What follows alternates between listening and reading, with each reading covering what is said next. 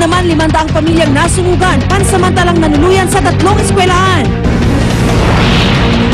Oil sheen mula sa namubog na cargo vessel sa San Jose Antique, mahigpit na tinututukan ng DENR at Philippine Coast Guard.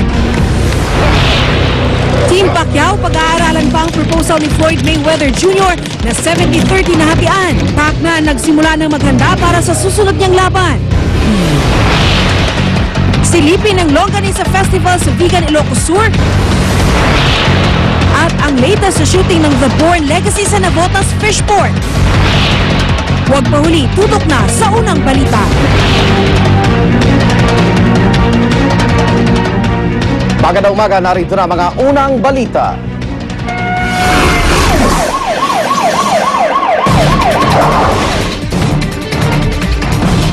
Nasunog po isang grocery store sa Camarin, Caloocan. Lumaki raw ang apoy dahil naubusan ng tubig ang unang fire truck na rumesponde at natagalan na iba pang fire truck na dumating.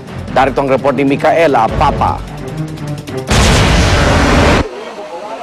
Animoy uling na lang ang tinatayang 2 milyong pisong halaga ng mga paninda at iba pang kagamitan matapos matupok ng apoy ang Domingo Grocery Store sa Barangay Kiko sa Camarin, Caloocan mag-aalas 11 kagabi.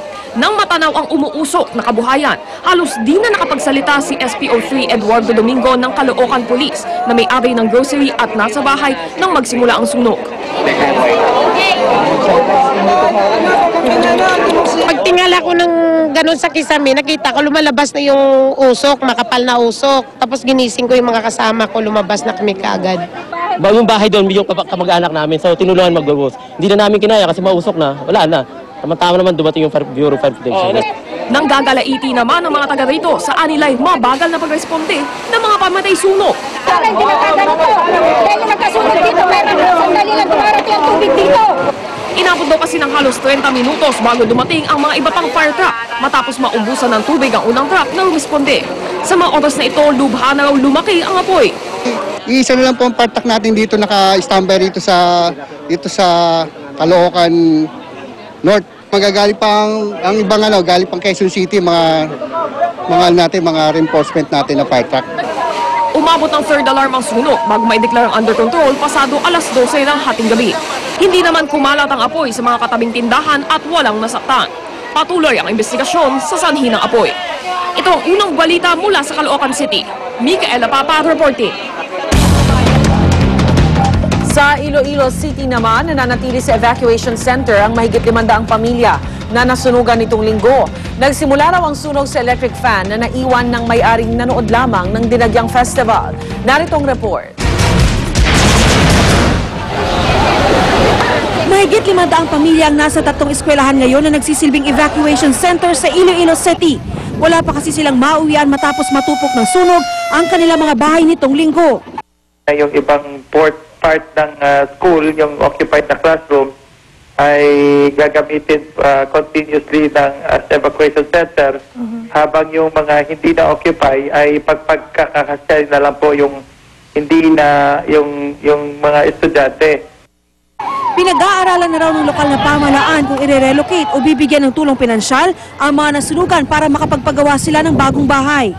With regard sa kanilang housing, kahit yung PSWD, nag-assure din na meron silang component sa funding for their housing. Mahigit 400 bahay sa 3 barangay ang natupok sa sunog. Ayon sa mga bombero, hindi pa rin malinaw ang pinagbulan ng apoy na agad kumalat dahil sa malakas na ihip ng hangin. But for now, everything is still we're looking for several angles. Pero posible raw na nagsimula ito sa nag-overheat na electric fan sa isang bahay na iniwan ng may-ari para manood ng Dinagyang Festival.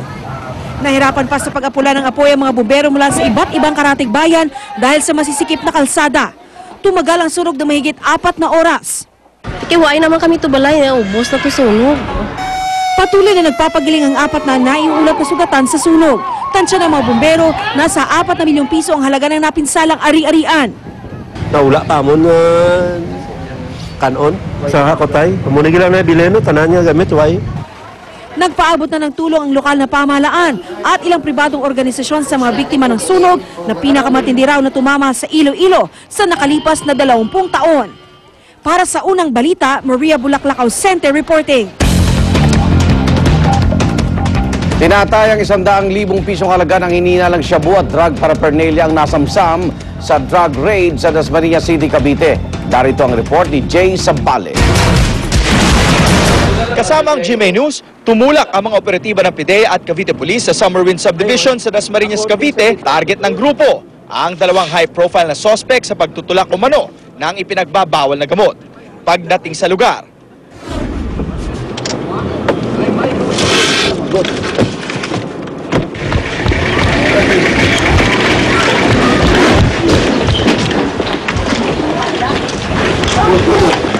sabay na pinasok ng mga otoridad ang bahay ng mga sospek na sina Luz Orlaez at Arceli Dairit.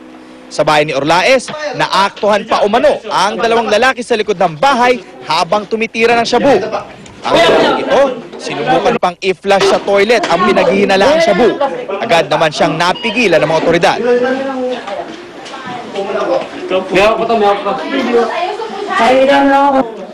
Na-recover kay Orlaez ang 10 gramo o 22 na sachet ng hinihinalang shabu na nakatago sa mga kutsyon at sa isang pouch.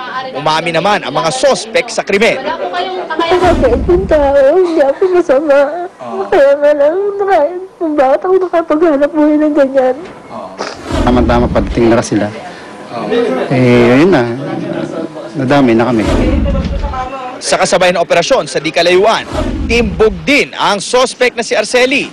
Na-recover sa kanyang bahay ang mahigit 5 gramo o 8 sachet ng hinihinalang shabu. Malinis ang pagkatao ko po. Wala po akong ganyang illegal. Ayon sa mga otoridad, may kaugnayan daw si Dairit sa drug syndicate na Sarno Alindog Kamaysa Group na nag-ooperate sa Cavite. Matagal na raw itong tinitiktikan ng PIDEA. Nasubukan pang makabili ng mga ito ng laboratory-verified shabu na nagkakahalagang 25,000 pesos. Dahilan para makakuha ng search warrant ang grupo. Nakabili tayo agad through confidential informant na halos nakakadirekta sa kanila. Dahil dito, naharap sa mga kasong paglabag sa Republic Act 9165 o Comprehensive Dangerous Act of 2002 ang mga sospek. This is just not a warning. Ito'y paalala lang sa inyo na kahit kayo po nagtatrabaho, marami kayong nasisirang buhay. So, kung sa inyo is buhay po, marami pong batang nasisira yung buhay nila dahil sa kagagawan nyo. Para sa unang balita, Jay Sabale, reporting. Samantala, bumuo na po ng task group ang Makati Police para imbestigahan ang nangyaring pagsabog sa isang bakanteng lote sa HV de la Costa Street. Pero ngayon pa lang, isinasantabi na nila ang anggulo ng terorismo. Narito ang report ni Rafi Tima. Ayaw pang tukuyin ng Makati Police kung anong pampasabog ang nag-iwan ng 8 pulgadang lalim at 1 metrong lapad na ukang ito sa isang bakanteng lote sa HV de la Costa Street sa Makati. Bumuo na ng isang Special Investigation Task Group ang Makati Police na ayaw ring tiyakin kung may pinagsususpetsahan silang grupo sa likod ng pagsabog. We will only come into that findings after the reconstruction by the EOD and the Crime Lab. Sa kabutiang palad, walang nasaktan sa pagsabog. Pero ang lakas nito, naging dahilan ng pagkabasag ng makakapal na salamin ng ilang gusali. Ang isang bahagi ng pasabog, umabot pa sa bintana ng 6th floor ng katabing residential building. Sa kabila nito, malabo raw na terorismo ang layo ng pagsabog. Ang pagkasamantala, tumalsik lang yun. Nothing to worry about. No? Unang-una, nangyari naman ito sa Beacon Club. Pangalawa, wala naman tao dahil ngayon, holiday. Ilang sasakyan din ang damay sa pagsabog, tulad ng mamahaling sasakyang ito na nabasag ang salamin sa likuran. Tinamaan din ang likurang bintana ng taxing ito, pero hindi naman tinamaan ng driver. Wala po sir, negative po sa vicinity nung damuhan sir. Kasi bali nag-iisa lang ako. Nung sumabog sir, wala akong dumadaan na sasakyan. Dismayado naman ang ilang dayuhang nakatira sa mga residential building malapit sa pinangyarihan ng pagpapasabog. Hindi raw kasi agad nakarating ang mga pulis. I think they could maybe be on the scene a bit faster. I noticed what I would consider to be a substantial delay in terms of how long it took them to get here and in terms of how efficiently the area was cordoned off. Pero gate ng mga pulis, agad silang rumisponde matapos mai-report sa kanila ang insidente. Para sa unang balita, Rafi Tima reporting. Pinaghahanap na ng mga pulis ang 3 pang suspect sa pangahalay sa isang babae sa Tondo, Maynila. Hawak na po ng MPD ang 3 suspect na naunang naaresto. 2 sa kanila pawang mga menor de edad. Narito ang report ni Salima Refran. Bakit mo ginanon? Pinagkadulog mo siya sa mga kasama mo. Hindi ko po siya ginanon.